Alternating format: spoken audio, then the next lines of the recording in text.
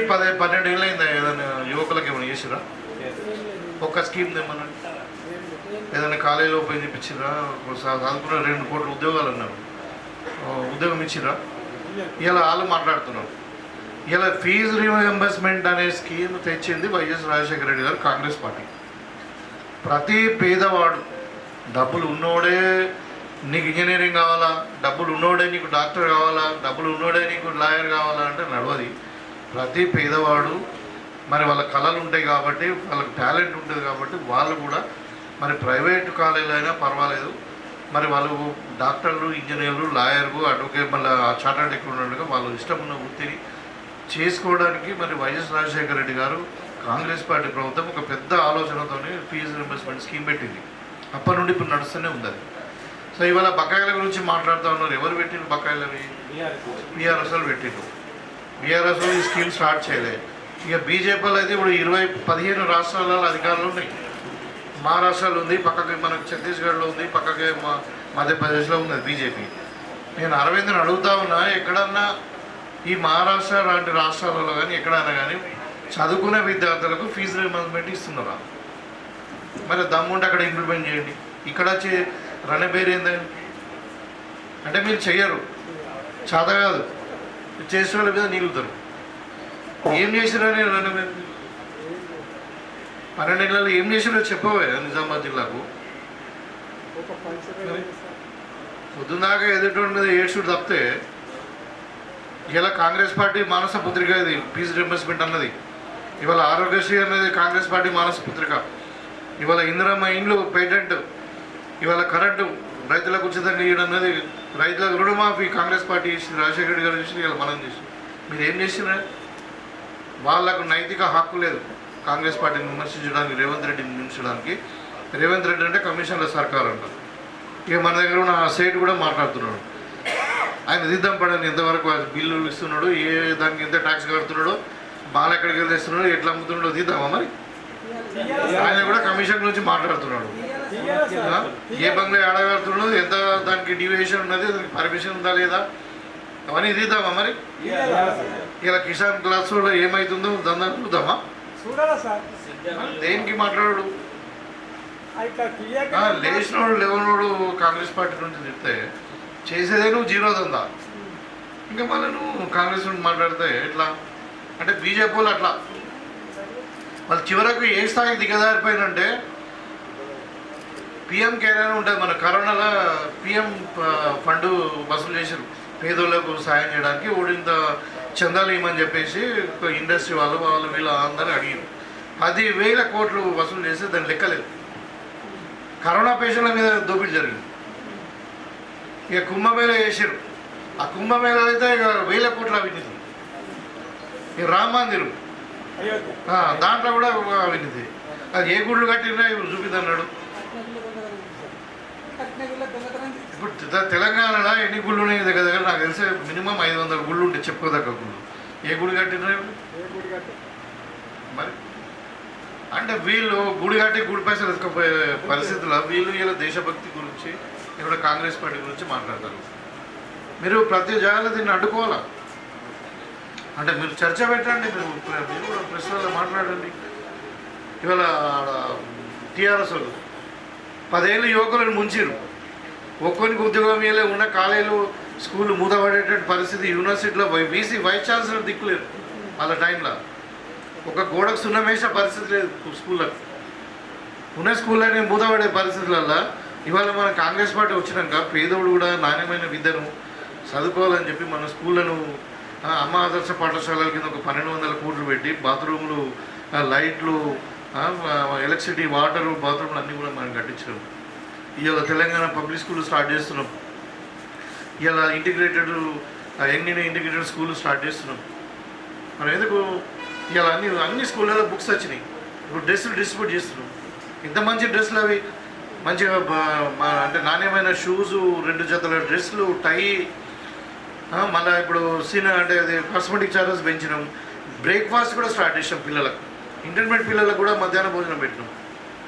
చిన్నపిల్లలకు బ్రేక్ఫాస్ట్ కూడా 3 రోజులు పాలు, 3 రోజులు మనకు రాగి జావా ఇస్తున్నాం.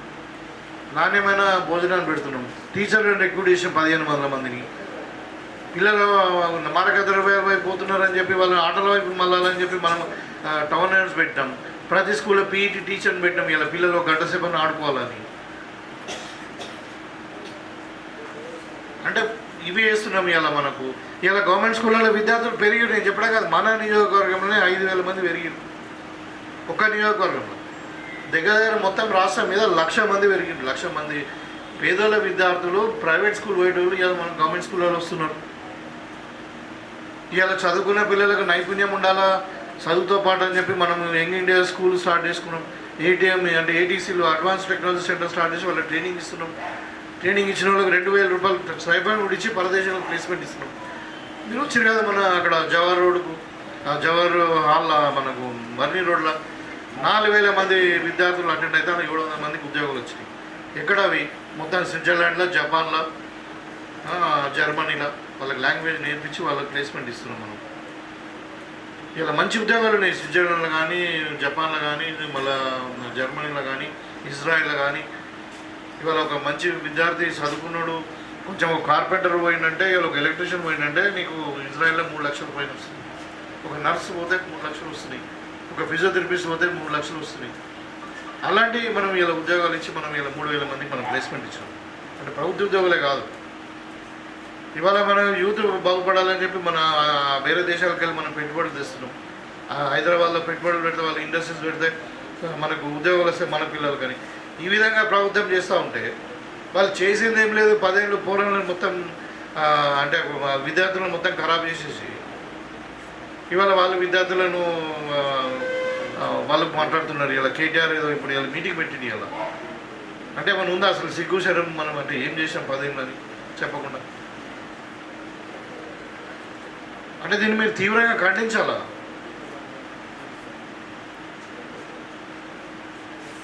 ఇవాళ విద్యార్థుల గురించి వాళ్ళు మాట్లాడుతున్నారంటే వాళ్ళు కదా ఇప్పుడు విద్యార్థులు మొత్తం అంటే మధ్యాహ్న భోజనంలో ఏడ చూసినా మనం చూస్తాం కదా, కూలిపోయిన గుడ్లు, అన్నంలో పురుగులు, లేకుండా జిల్లాలు మనం చూసాం కదా. ఇప్పుడు ఎన్ని వారాలు ఫుడ్ పాయిజనింగ్ అన్నప్పుడు మరి ఇవాళ మనం నాణ్యమైన భోజనం ఇచ్చి వాళ్ళకు యూనిఫామ్స్ ఇచ్చి బుక్స్ ఇచ్చి టీచర్లను పెట్టి ఇవాళ మొత్తం ప్రభుత్వం స్కూళ్ళలో జాయిన్ అయ్యే పరిస్థితులలో ఇదొక విధంగా మళ్ళీ యూనివర్సిటీలో కూడా మనం అన్నీ కూడా చేసినాం. ఇప్పుడు మన దగ్గర చూడు వీసీని పెట్టినాం, ఇంతకుముందు ఉండే వీసీ లేకుండా. అట్లా మనం ఎడ్యుకేషన్ రివాంప్ చేసి ఇలా ఇంకా ప్రీ ప్రైమరీ స్కూల్ని కూడా మార్చి చేస్తున్నాం. అంగన్వాడీ స్కూల్ పిల్లలు పుట్టినప్పటి నుండి అంగన్వాడీ స్కూల్కి పోతారు. నా 3 సంవత్సరాలు కాగానే ప్రీ ప్రైమరీ స్కూల్ పోతారు. ఇక వాళ్ళు ప్రైవేట్లో పోయేది లేదు. ఇక 5 సంవత్సరాలు నిండాగానే గవర్నమెంట్ స్కూల్ పోతారు. 4వ తరగతి కాగానే ఇంగ్లీష్ మీడియము రెసిడెన్షియల్ స్కూల్.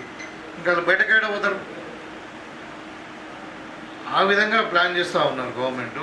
వీళ్ళేమో 10 ఏళ్ళు పూర్వం అంటే విద్యార్థులందరినీ కూడా నిరుద్యోగులుగా చేసి మొత్తం విద్యా వ్యవస్థను సర్వనాశనం చేసి ఇలా వాళ్ళ విద్యార్థుల గురించి మాట్లాడుతున్నారు. కాబట్టి మీరు అందరూ కూడా మీ స్థానాలలో మీరు ఎక్కడ నలుగురు కనబడితే మీరు చర్చ పెట్టండి, దాన్ని ఖండించండి. ఇవాళ మా కాంగ్రెస్ పార్టీ చేసినటువంటి ఇప్పుడు మనం 70,000 దగ్గర దగ్గర 72,000 73,000 మంది ఉద్యోగాలు ఇచ్చినాం మనం 2.5 సంవత్సరాల. ప్రపంచంలో మన దేశంలో ఏ రాష్ట్రం కూడా ఇవ్వలేదు.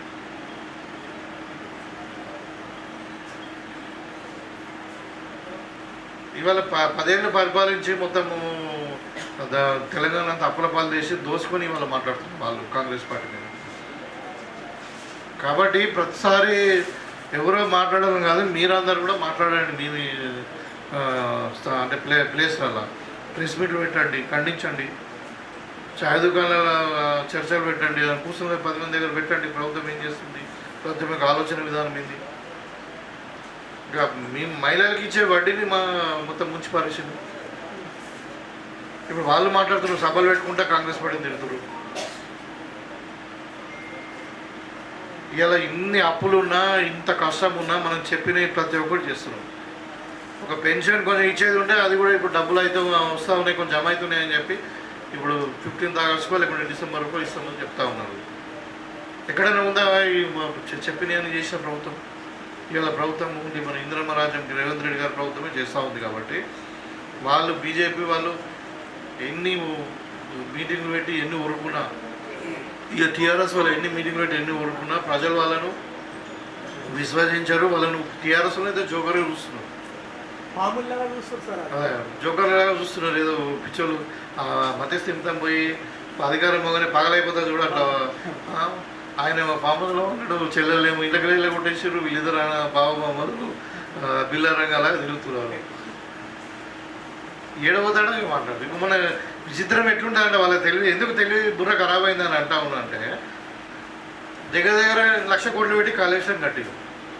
ఇలా డ్యామ్ సేఫ్టీ అథారిటీ ఏమంటున్నది, అది కూలిపోయిందిరా బాబు, నీళ్ళు నింపకుండా ఆయన కొట్టుకపోతాయి, వాళ్ళ కింద ఊళ్ళు కొట్టుకపోతాయి, మీరు నింపద్దు అని అన్నారు. 3 డ్యాములు నింపాలి, 3 డ్యాములు నింపితేనే నీళ్ళు పంపింగ్కి వస్తుంది. ఆయన అంటాడు పారే నీళ్ళకి వెళ్ళి నీళ్ళు నింపండి ఎత్తన్నాడు. మరి పారే నీళ్ళు గోదావరి పారే నీళ్ళకి వెళ్ళి పంపులు పెట్టి ఎత్తుతట్టుడే మరి డ్యాములు ఎందుకు కట్టాం అంటే తెలివి ఉందంట లేదంట. మరి అంటే అబద్ధాలు ఆడుతారు, తెలివి లేక కాదు. అతను ఏమంటారు తెలుగులో మస్తు కొడతాను అన్నాడు. ఏదైనా ఎత్త నడుతుంది ఇక మనది వడగడు రోడ్డు కాడని.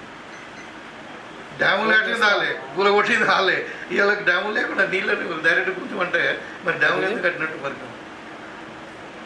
అంటే ఏదో ఒకటి వాళ్ళ వర్షం పడతలేదు, రైతులు ఇబ్బందులు ఉన్నారు, వాళ్ళని ఏదో వాళ్ళని డైవర్ట్ చేయాలి, వాళ్ళని ఏదో ప్రభుత్వాన్ని భద్రం చేయాలన్న తపన. కానీ అంటే ఇలాంటి అదే ఈ లత్కోర పనులు బాగా చేస్తారు వాళ్ళు. దీన్ని మనం ప్రజల దగ్గర తీసుకుపోవాలి. నేను ఏమంటున్నా అంటే ప్రజల దగ్గర తీసుకుపోవాలి, వాస్తవాలు చెప్పాలి. అదే అట్లా అలాంటి పరిస్థితిలో ఉన్నాం ఇప్పుడు. కాబట్టి ఇప్పుడు ఈయన మొన్న నేను వాళ్ళు మాట్లాడి నిజాం సార్ నీళ్ళు వదలాలి, నిజాం సార్ నీళ్ళు ఉన్నాయా ఇప్పుడు నిజాం ఇలా వదిలినాం. రైతులకు ఏం భరోసా ఇస్తాం మనం? రైతులు ఏమనుకుంటారు, నీళ్ళు వదిలినని పంటలు ఇస్తారు, తెల్లారి ఇంకో 15 రోజులు 20 రోజుల దాకా వాన పడది, ఆ నీళ్ళు అయిపోతాయి, పంటలు ఎండిపోతే ఎవడు బాధ్యుడు అంటే అప్పుడు ఇలాంటి మళ్ళీ పంటలు ఏమన్నారు, పంటలు ఎండగొట్టి అంటే ఇలాంటి పనికి వాళ్ళ చెత్తన ఆలోచనలు కుట్రలు ఉంటాయి. అదేం పోదా గాలి గాలి ఎత్తాడు ఇక నీళ్ళు వదిలిపోయి ఉన్నాయి కదా. అంటే ఇలా అంటే మీరు కూడా అందరి ఇంట్లో చాలామంది రైతులు ఉన్నారు. ఇవాళ వర్షపాత పరిస్థితి 40% తక్కువ ఉంది వర్షం, తాగడానికి ఇబ్బంది అయ్యే పరిస్థితి ఉంది. కాబట్టి పంటలు కూడా మీరు వ్యవసాయదారులు అంటే వ్యవసాయ రంగానికి సంబంధించిన నిపుణులు ఇప్పుడు ఎక్స్టెన్షన్ ఆఫీసర్స్ అగ్రికల్చర్ డిపార్ట్మెంట్ అడిగి మీరు పంటలు వేసుకోండి. ఇలా బోర్ పోస్తున్నాయి కదా అని మీరు వేసినాక మళ్ళీ తర్వాత ప్రాబ్లం అయితే ఇబ్బంది అవుతుంది అట్లా. అందుకని పంటలు కూడా మీరు జాగ్రత్తగా వేసుకోండి. ఒక పంట పండకపోయినా నష్టం లేదు, కానీ మనం పంట వేసి పెట్టుబడి పెట్టి దెబ్బతింటే ఇంకా నష్టం ఎక్కువ జరుగుతుంది. కాబట్టి మీరు వ్యవసాయ అధికారులతో మాట్లాడి వాళ్ళ సూచనల మేరకు మీరు పంటలు వేసుకోండి. సో ప్రభావం అయితే చాలా ఉన్నది, 40% ఉన్నది, మామూలుగా లేదు. జనరల్గా మామూలుగా 5-10% ఉంటుంది, కానీ ఈసారి 40% ఉంది. ఇంకా అంటున్నారు కొన్ని రోజులలో వర్షం పడవచ్చు పడకపోవచ్చు, కానీ ప్రాబ్లం అయితే బాగుంది. దీన్ని కూడా మనం దృష్టిలో పెట్టుకొని ముందుకు పోవాలా. తర్వాత ఈ సరువును కూడా మనం చాలా చక్కగా నిజం కూడా అనుకున్న దానికంటే ఎక్కువనే చేసాం. అంటే వాస్తవం చెప్పాలా అంటే మనం అనుకున్న దానికంటే ఎక్కువనే పని చేసాం. దాన్ని మొత్తం కథం బట్టి అయిపోతుంది కదా, ఇంకా మళ్ళీ ఊగే దాన్ని పట్టుకొని నేర్చుడు ఇంకట్లా.